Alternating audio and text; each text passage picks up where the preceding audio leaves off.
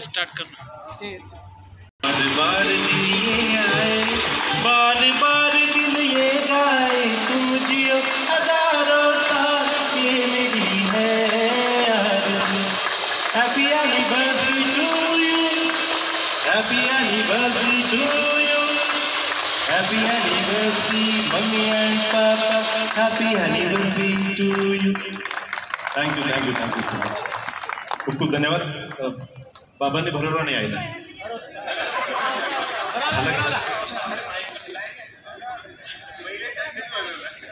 मित्रांनो, मी जेव्हा काही अशा काही जरा जास्त संवेदनशील बातम्या बनवतो किंवा जास्त काही खतरनाक काही बातम्या बनवतो, काही कुणाच्या अगदी जास्त ज्याला म्हणूया तीव्रतेपूर्ण बातम्या बनवतो, तेव्हा घरी आमच्या डिस्कशन होत असतं। सगळेजण म्हणतात की माझे भाऊ मला म्हणतात, आई तू याला समजून सांग, रणजित भैयाला तू काही बातम्या लिहितो कोणाच्या, याच्याविषयी लिहायची काय गरज होती, त्याच्याविषयी काय लिहायची गरज होती, त्यांनी काय केलं तर मग कसं होईल, त्यांनी काय केलं तर असं।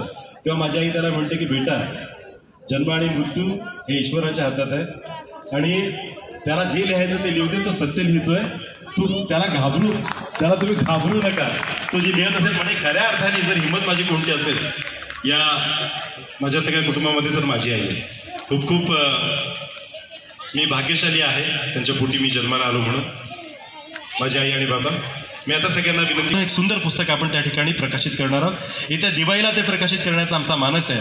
आपल्या सगळ्यांना ते समर्पित असणार आहे। आम्ही बुलढाणेकर, आपल्या बुलढाणेकरांना ते समर्पित असेल असं पुस्तक हे आपल्याला काढायचं आहे आणि ते तुमच्या सगळ्यांच्या सहकार्याशिवाय शक्य होणार नाही, म्हणून या दोन महत्त्वाच्या घोषणांकडे आपण लक्ष द्यायचं आहे। खूप खूप धन्यवाद पुन्हा एकदा। या तत्पूर्व वर्षासाठी आपण आलेलो आहोत, जमा झालेलो आहोत आणि आजचा सुंदर कार्यक्रम आपण केला।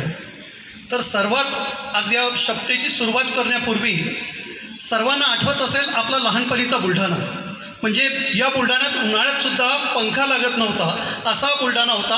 आज तो बुलढाणा आपल्याला AC लावूनसुद्धा इथली हीट कमी होत नाही आहे।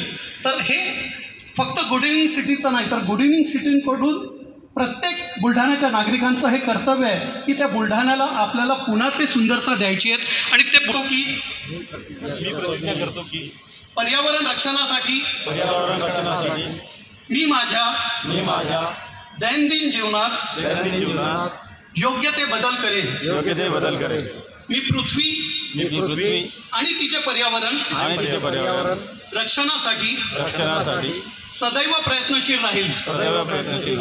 मी प्लास्टिक कॅरी बॅग ऐवजी पेपर बॅग आणि कापडी पिशव्यांचा वापर करेन। कमीत कमी कचरा करून पर्यावरण स्वच्छता राखीन। ऊर्जा संसाधने व पाण्याचा अपव्यय पूर्णपणे टाळेल। माझा परिवार, माझे मित्र आणि माझ्या संपर्कात येणाऱ्या प्रत्येकास पर्यावरणाप्रती जागरूक राहण्यास व वृक्षारोपण करण्यास प्रेरित करत राहील। ही प्रतिज्ञा आज सर्वांसमोर मी बुलढाणेकर म्हणून घेत आहे। धन्यवाद।